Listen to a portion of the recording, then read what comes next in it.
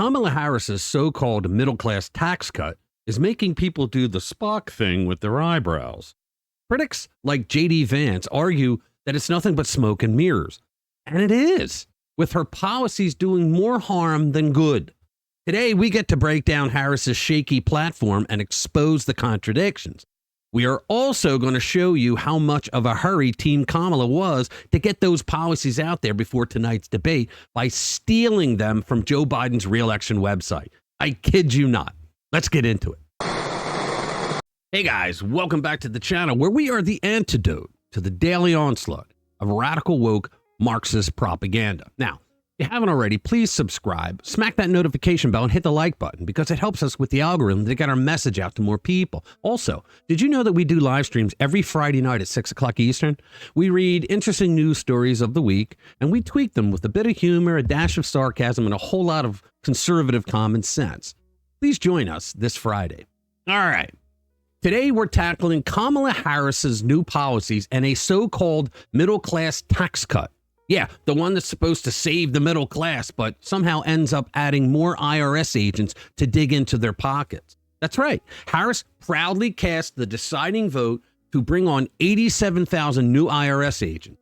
Now, J.D. Vance wasted no time pointing out that most of these agents are targeting, you guessed it, Americans making less than $200,000 a year. And I remember the Biden administration made a promise that they wouldn't go after anybody making less than $400,000 a year. Another lie. So how exactly is this middle-class tax cut a thing when 63% of audits are hitting those very people? Something's fishy here. Now, let's get into Harris's other brilliant idea, the lowering of the 1099K threshold.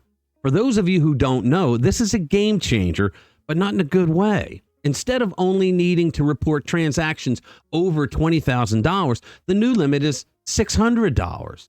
That's right, $600. So if you're running a small business, freelancing, or even selling an old couch on PayPal, congratulations. You might need to file some paperwork. Small business relief? Not exactly. Vance also hit Harris on her tax plan, claiming it would lead to a massive $5 trillion increase in taxes. And what's all this money going towards? Harris and the administration's lavish spending spree on climate initiatives. Sure. Some folks might argue that climate investment is good for the long run, but right now, that's a hit to the economy no one asked for. Just when you think it couldn't get any worse, it always gets worse with these people. There's the housing crisis. Harris has been parading around talking about making home ownership more accessible. Sounds good, right? Except for one small problem, her stance on immigration. The surge of migrants at the southern border, illegals, has driven up competition for housing, believe it or not. So if you're an American struggling to buy a house, good luck. Thanks to the increased demand, prices are shooting up. And guess what? The government is giving the illegals money for down payments. Isn't that nice of you? Because it's your money. And of course, Harris's supporters like Brian Krasenstein are doing their level best to prop her up. He says she's trying to move away from corporate favoritism and help regular Americans. But honestly, does anyone really believe that after 4 years of Biden-Harris? Charles Gasparino sure doesn't. He pointed out that Harris hasn't even bothered to define who the middle class is in her plan. Without that, how can anyone know if they're being helped or hurt? Spoiler alert, it's probably the latter. Oh, and get this, Harris's entire platform looks like it's just a Biden copy-paste job. Monica Page from One American News Network was quick to highlight this, and she's got the receipts. Harris has slapped a new way forward label on her policies, but really, it's the same old Biden nonsense we've been seeing for the last 3.5 years. If these ideas didn't work then, why should we expect them to work now? Now, here's the thing. I think that they were in such a hurry because Kamala did nothing to put policies out. She didn't have any. She had no policies. She thought of nothing. She's an idiot. And so they have the debate tonight, so they had to get policies out, or else Trump would have said, you don't even have policies. People don't even know what you say you stand for. So what they did is they copied and pasted the policies from Joe Biden's website. because you see the metadata in there. It talks about re-electing Joe. Unbelievable. So Team Kamala couldn't even manage to get her policies up on her campaign website until right before the debate to save face. And guess what? Someone really did find Biden's name in the metadata. Yep, Harris's fresh ideas, a new way forward, literally Joe Biden's.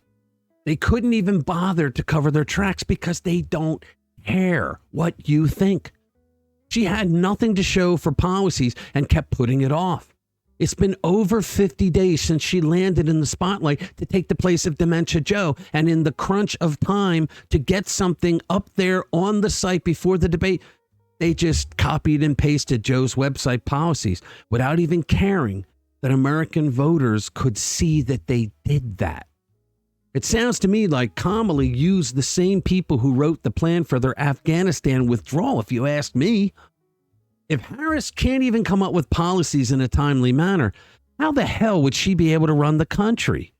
Being president is a lot tougher than coming up with campaign policies for a damn website.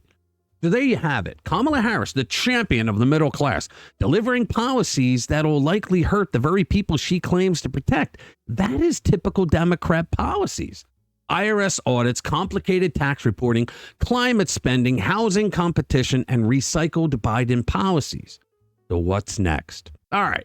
Thank you for watching. Subscribe and hit that notification bell if you want to be kept up to date with more political news and analysis of the Kamala Harris campaign.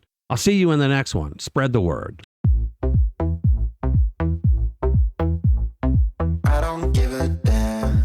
I don't really care about you and your